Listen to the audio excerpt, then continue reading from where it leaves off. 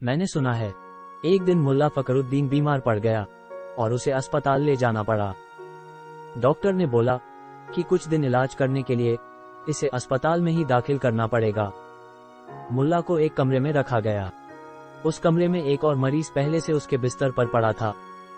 मुल्ला ने उस इंसान से बात करना शुरू की, फिर जान पहचान बढ़ी। कुछ दिन में दोनों अच्छे दोस्त बन गए। उस दूसरे मरीज का पलंग कमरे में ऐसी जगह पर था कि उस पलंग के बाजू में ही एक खिड़की हुआ करती थी। पड़े पड़े जब दोनों बातें करते तब मुल्ला उस मरीज से अक्सर पूछता कि खिड़की से बाहर तुम्हें क्या दिख रहा है, और वो मरीज अक्सर मुल्ला को जो उस खिड़की से दिख रहा है उसे बयान करता। उस मरीज का दृश्य बयान करने का तरीका बड़ा रोचक मालूम होता था। खिड़की से जो भी दृश्य उस मरीज को दिखता उसका विवरण वो इस प्रकार करता कि मुल्ला कई देर तक उसका वो विवरण सुनता और मनोरंजन पाता। आखिर पड़े पड़े एक कमरे में मनोरंजन के लिए और था ही क्या। एक दिन उस मरीज ने मुल्ला को बोला कि आज खिड़की के बाहर से एक शादी की बारात जा रही है। फिर बारातियों के बारे में उस मरीज ने वर्णन करना शुरू किया। बाराती नाचने में दंग थे। दूल्हा अपने शेरवानी में सफेद घोड़ी पर चले जा रहा था। पटाखों की लंबी लड़ बिछा दी थी जो जलने को बिल्कुल तैयार थी। मुल्ला को यह सुन अपनी शादी की याद आ गई। काफी देर तक ये मनोरंजन चला। ऐसे ही कुछ दिन बीत गए, लेकिन अब मुल्ला का मन उस खिड़की के बाहर के दृश्य देखने को ललचा रहा था।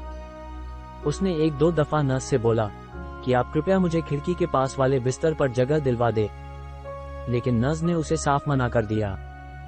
मुल्ला मन ही मन सपने देखता कि किसी दिन मुझे भी उस खिड़की से बाहर के दृश्यों का आनंद लेते आएगा। एक दिन अचानक खिड़की के पास वाले मरीज की तबीयत खराब होने लगी। उसके हाथ पैर कपने लगे। ये बात मुल्ला ने देखी और वो नर्स को आवाज देता। तभी उसके मन में एक बात आ गई। बात बड़ी रोमांचक थी और उस बात के कारण मुल्ला ने अपने आप पर नियंत्रण रख नर्स को आवाज नहीं लगाई। कुछ ही देर में वो मरीज तड़पने लगा, पर मुल्ला अपनी जगह शांत पड़ा था और उसे देख रहा था। कुछ देर बाद उस मरीज की तड़प बंद हो गई और उसके हाथ पैर कपने बंद हो गए। अब मुल्ला ने नर्स को आवाज लगाया। नर्स ने आके देखा तो डॉक्टर को भी बुलाया गया। डॉक्टर ने उस मरीज को मृत घोषित कर दिया। मुल्ला बड़ा उत्तेजित हुआ।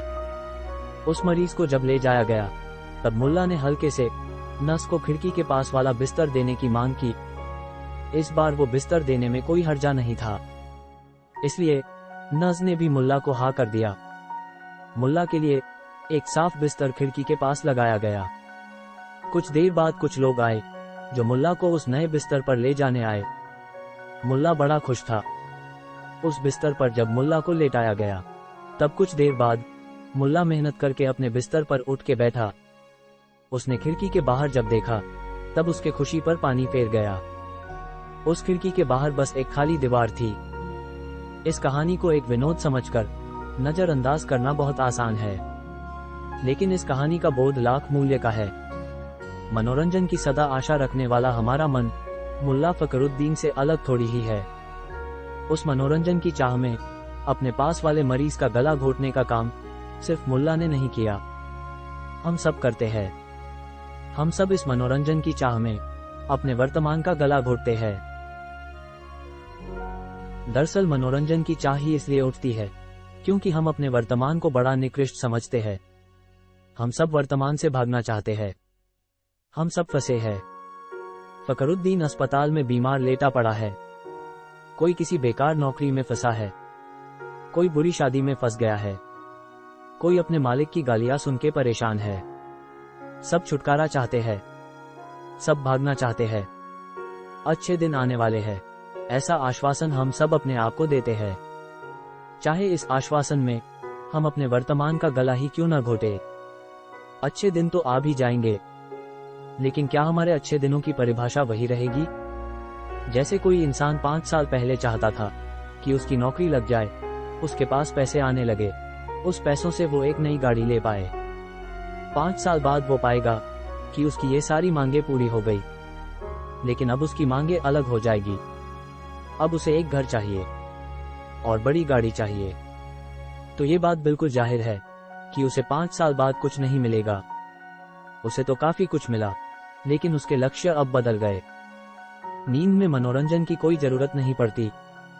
इसका मतलब ये नहीं कि हमें मनोरंजन मिलता नहीं। जरा सो जाओ तो तरह तरह के सपने दिखाई देना शुरू होंगे, लेकिन मनोरंजन की चाह खत्म हो जाती, क्योंकि नींद में भाग दौड़ खत्म हो जाती, कहीं जाने की चाह खत्म हो जाती, अच्छा बुरा दोनों खत्म हो जाता, क्योंकि हम पहले से ही शांति के अंतिम पड़ाव पर होते हैं। उससे ऊपर कोई सीढ़ी नहीं जिसे चढ़ा जा सकता है, लेकिन जागे हुए मनोरंजन अनिवार्य लगता है। जितना ज्यादा मनोरंजन की चाह होना, उतना समझ ले कि वर्तमान निराशा से भरा हुआ है। मुल्ला बस मरीज की बात सुनकर अपना वक्त काटता है। हम बस अपने विचारों को सोच के अपना समय काटते हैं। विचारों के इस यातायात में ऐसे ही समय खराब होना शुरू रहता है, तब तक जब तक आगे देखने और सोचने कुछ रह ही न जाए। मुल्ला का अंत में एक खाली दीवार को पाना दर्शाता है। अब देखने के लिए कुछ बचा नहीं है। हमारे विचारों से हम अपना मनोरंजन करते हैं।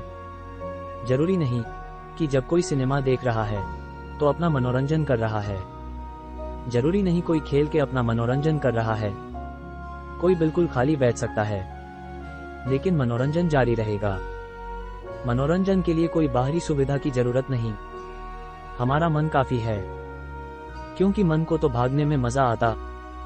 जब भागने के लिए कुछ बचता नहीं, तब मन बड़ा नाराज हो जाता। हमारा मन मुल्ला फकरुद्दीन है। मुल्ला तो आखिरी में एक खाली दीवार पाता है और वही कहानी खत्म हो जाती।